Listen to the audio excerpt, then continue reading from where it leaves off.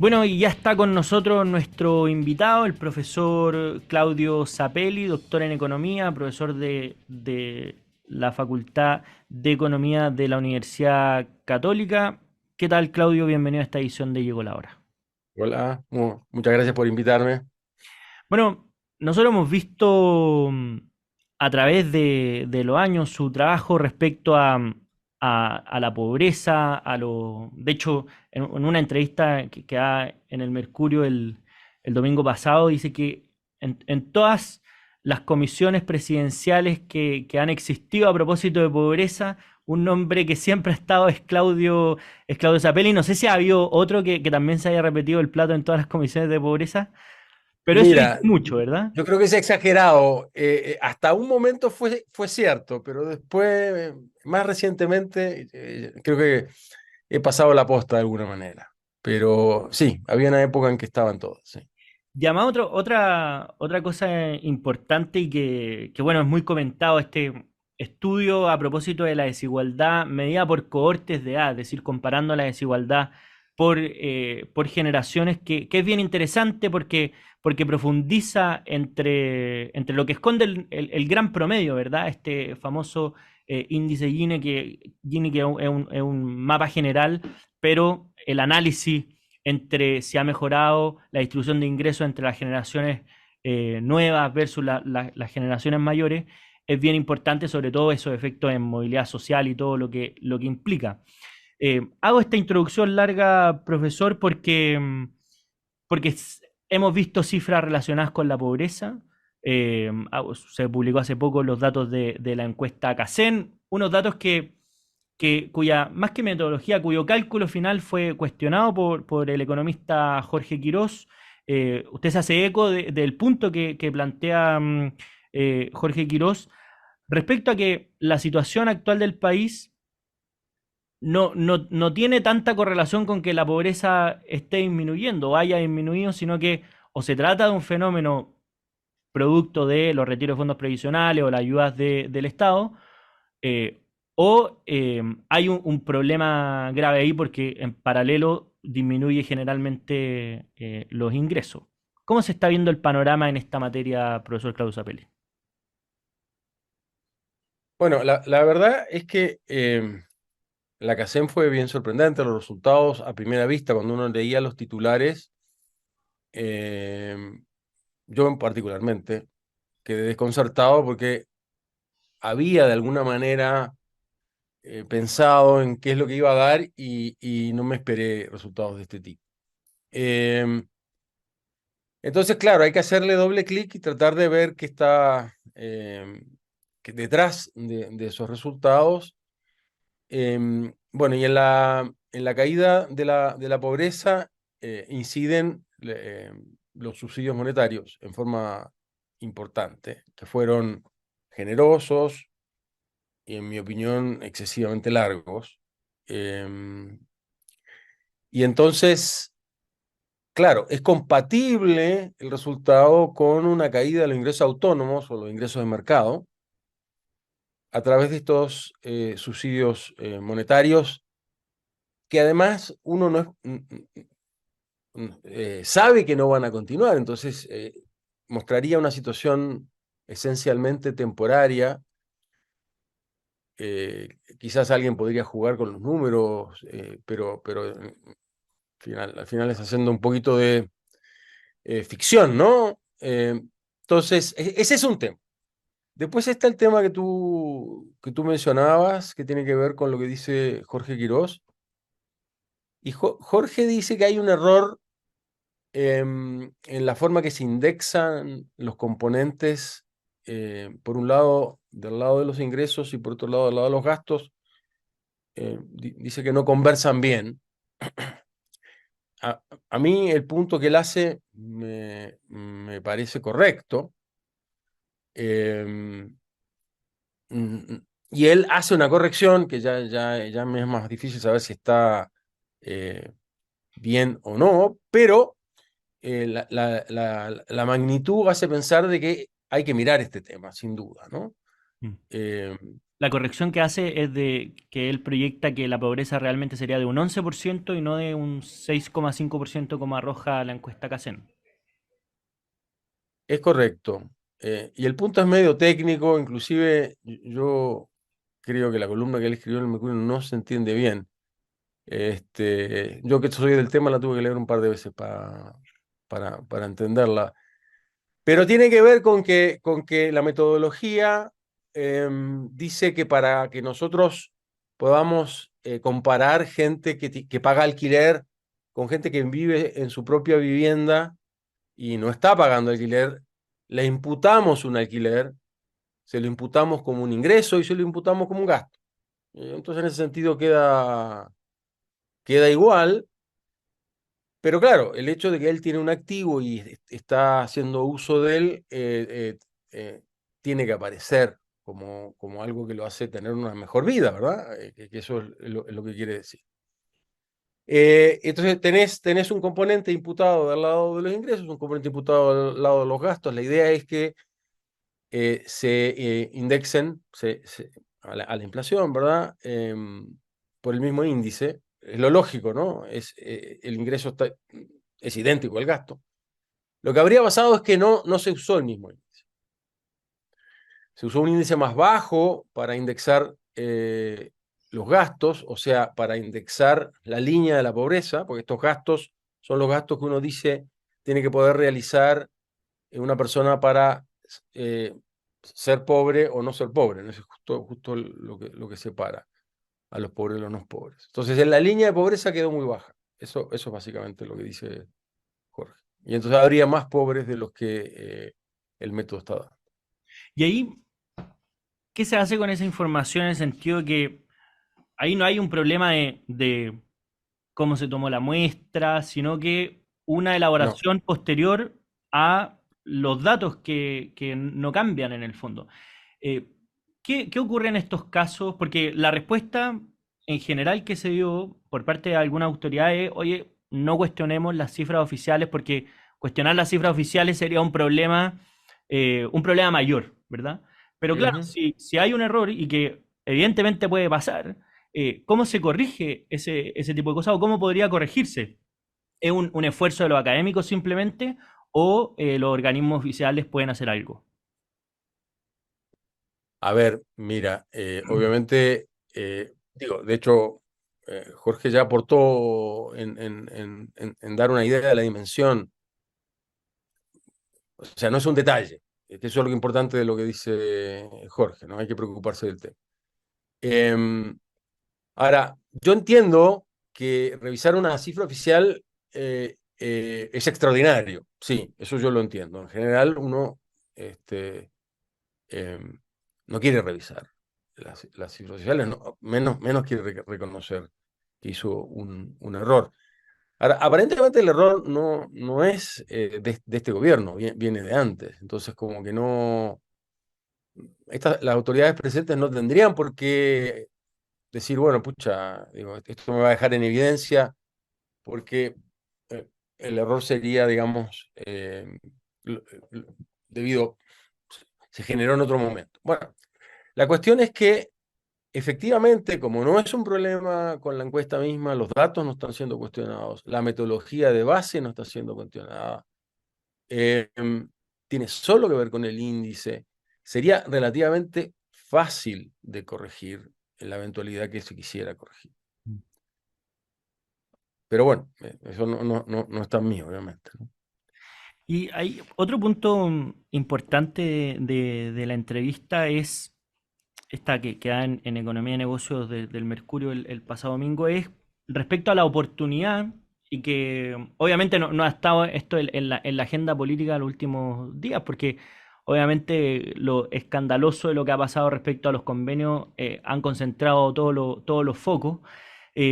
Pero ahí tú planteas una cuestión que es bien interesante respecto a que el caso Fundaciones da la oportunidad a cuestionar cómo se está entregando la ayuda social en nuestro país. Es decir, tú le llamas estos 700 programitas que existen, que incluso lo mencionaste, que en una comisión el ministro o el Ministerio de Desarrollo Social no fueron capaces de decirte cuántos programas habían para beneficiar a los más pobres. O sea, es decir, está en la dimensión que ya ni siquiera los encargados de distribuir o encargados de esa misión tienen el número fácilmente a mano.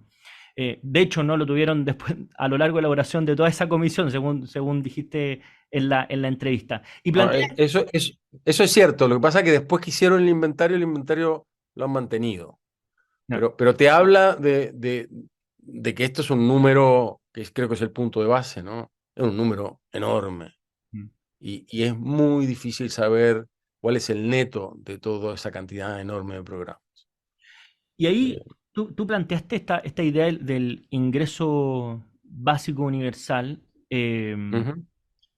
que, que básicamente consiste en traspasar más transferencias monetarias directas a las familias más pobres en vez de hacer tanto programa porque cada uno sabe dónde le aprieta el zapato y por tanto las familias tienen más información que el programa que se diseñe respecto a dónde momentáneamente necesita resolver esa necesidad. Eh, ¿Por qué te parece que esa sería la idea hacia la que habría que avanzar en nuestro país?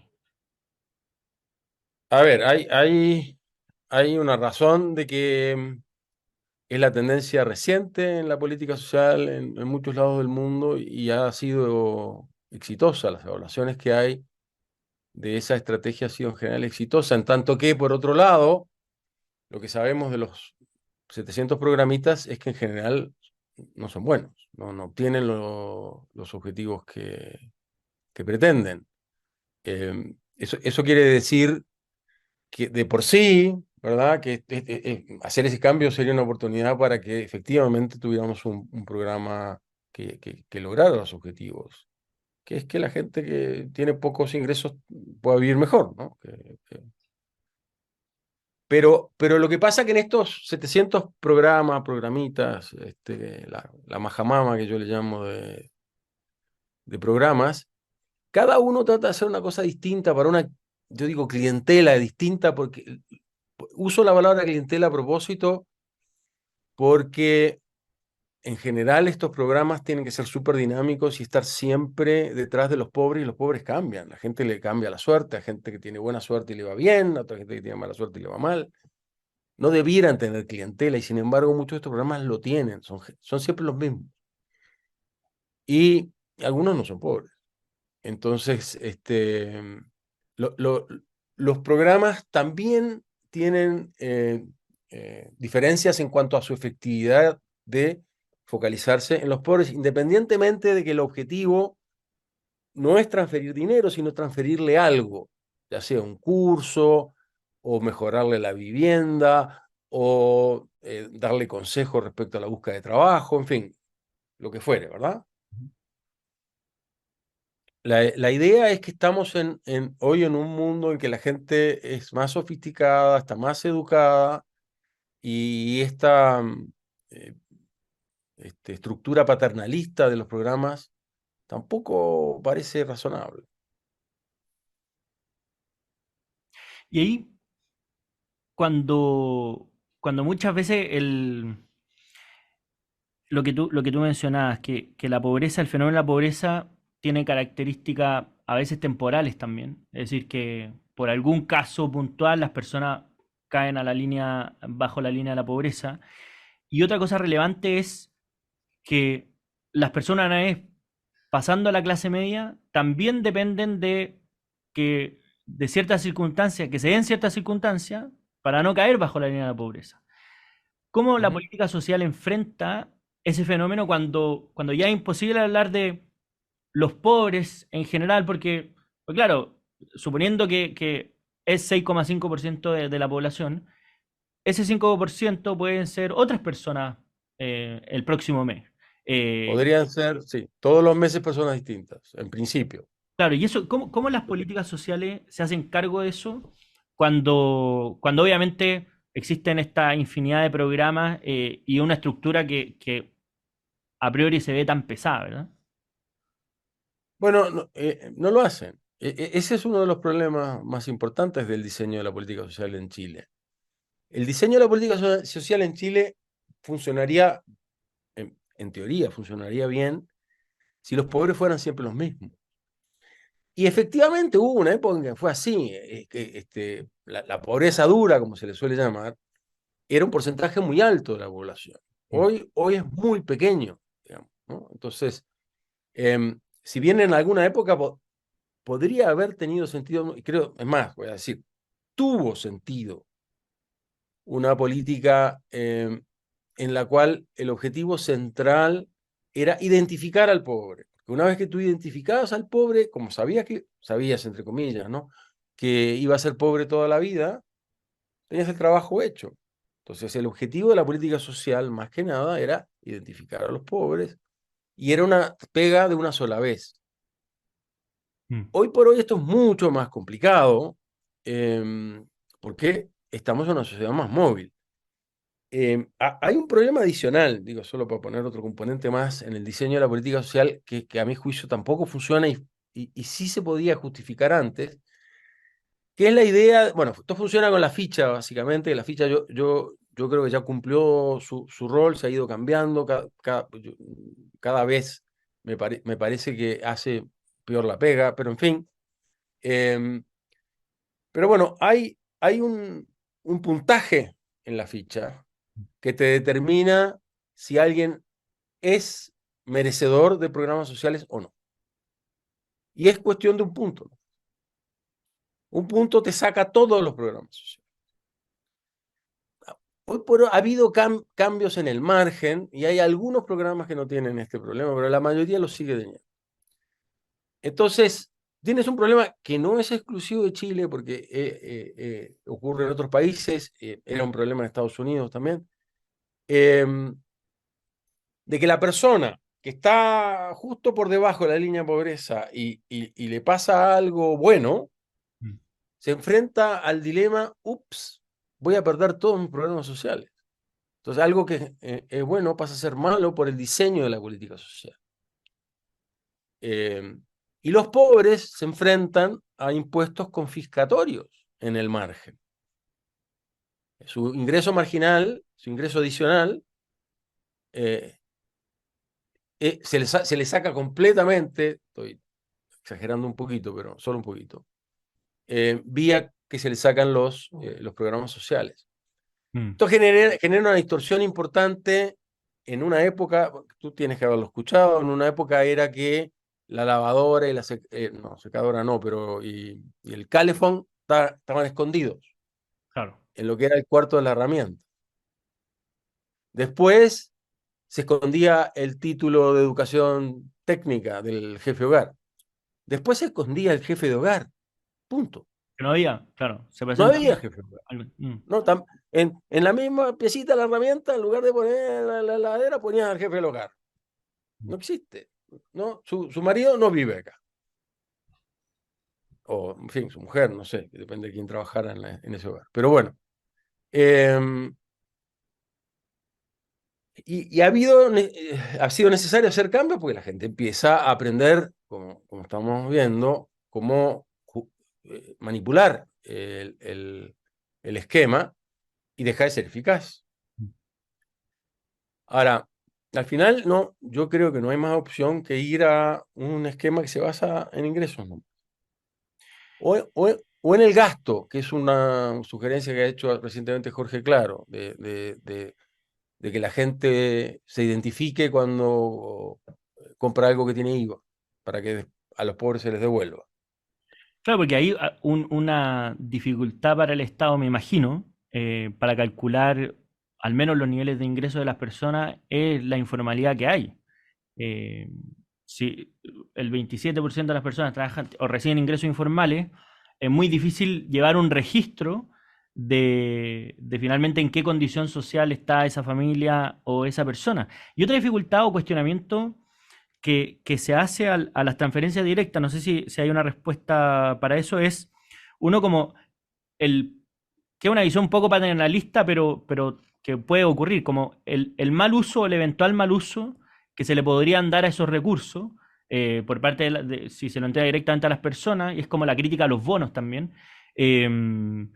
y que la solución muchas veces ha sido que estas transferencias sean a través de voucher, ¿verdad? Que sea como la transferencia directa, pero intercambiable por un bien o un servicio particular.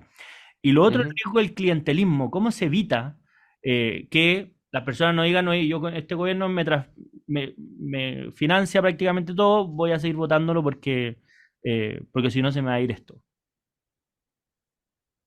Em, Que entre paréntesis, debe pasar también con los programas sociales, si esto no es un fenómeno no, pero de por supuesto que instrumento. pasa con los Ujú. programas sociales. No, por eso yo hablaba de clientela, esa es una razón para hablar de clientela. Em, no, bueno, a ver, el paternalismo. No vamos a cambiar cómo se da educación y cómo se da salud. Eso sigue siendo como sea, digamos, ¿no? O sea, no es que uno pueda agarrar la plata que está dedicada para la educación de los hijos y usarla en, no sé, comprar un viaje a no sé dónde. Eh, es, Eso va a seguir siendo así. Estamos hablando acá de el conjunto de programas que maneja el Ministerio de Desarrollo Social. Hay más programas. Ahora hemos visto que hay unos montos enormes en el Ministerio de Vivienda, que son básicamente también de gasto social, que yo de hecho trataría de juntarlos, pero digo, justamente por eso yo decía lo de las fundaciones, ¿no? Estamos dando plata a fundaciones para que pinten fachadas, pero ¿por qué no le pasamos esta plata a la gente? Este, em, entonces, el tema del paternalismo sí es un tema que no lo vamos a resolver ahora. Yo soy más bien liberal, tiendo a creer que la gente es más responsable. Una cosa que se hace en algunos países es pasarle la plata a la mujer, que supuestamente la mujer tiende a preocuparse más de los niños, por ejemplo. Pero bueno, esos son Presunciones. características culturales, sí, sí, que digamos que pueden ser adecuadas o no. Lo del clientelismo es obviamente un problema, ¿no? Digo, queda claro de que hoy por hoy hay montos enormes de gasto social que no están siendo usados. Primero que no terminan en el grupo al cual, que el grupo objetivo, digamos, ¿no? Pero después digo, tú vas a alguien, por eso yo te digo, vas a alguien y le dices, le voy a pintar su fachada. Y la persona te puede decir, pero yo necesito pan, Mm. ¿no? O sea, ¿cómo sabemos que esa es su prioridad? Y tú tienes ya, hay un ministerio que está haciendo algo. Obviamente tú no puedes meter el root de la persona y saber en todos los programas que está, que eso es un problema. Tú debieras poder hacerlo. Bueno, con eso podrías tener una mejor idea de qué estás logrando con el dinero. Pero al final hay una enorme opacidad. Y la opacidad, claro, la opacidad alimenta el clientelismo o abre la puerta para que exista clientelismo. En el sentido acá de que se le dé dinero a gente que no es el objetivo de la política. Y el, Necesitas algo transparente. Ujú. Y el problema de la Eh, informalidad, Claudio, ¿cómo se puede abordar? Mira, yo, o sea, obviamente es un problema. Em, Mi posición al respecto es que la persona que opta por la informalidad no debiera tener derecho a estos beneficios, pero esa es una decisión difícil, Mm.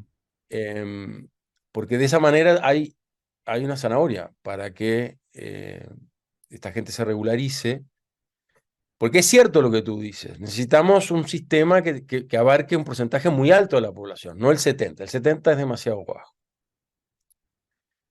Entonces necesitamos armar un esquema de premios y castigos, ¿no? Que eventualmente consiga que un número importante de esa gente entre al esquema formal, ¿no? 100% es un objetivo imposible, pero quizá 85, 90%. Y uno de ellos es decirle que hay una serie de beneficios sociales que están asociados a la formalidad. No, normalmente la gente no ve beneficios en la formalidad y por eso se opta por la informalidad. A veces no tiene opciones, pero otras veces sí las tiene y opta por la formalidad, Claro, por la informalidad. es un buen punto. Bueno, nos queda mucho más claro el panorama con Claudio Sapelli, profesor de Economía en la Universidad Católica, doctor en Economía en la Universidad de Chicago. Muchísimas gracias, profesor, por habernos acompañado en esta edición de Llegó la Hora.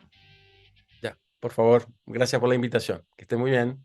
Igualmente, muchas Chao. gracias. Y nosotros nos vamos a una breve pausa y a la vuelta seguimos conversando sobre actualidad nacional. No se vayan.